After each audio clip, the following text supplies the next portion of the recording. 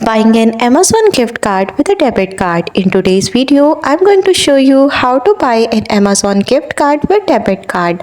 So let's get started. First go to Amazon website and then search for Amazon gift card. After searching, you will see the results. You just have to scroll down to see the results, and in results section you will select this amazon.com eGift card.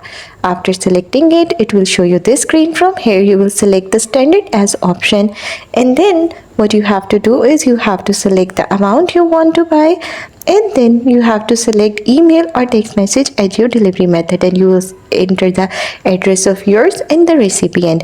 After that, you just have to go to the add to cart section, and then you will add it to the cart, and then you will select proceed to checkout option.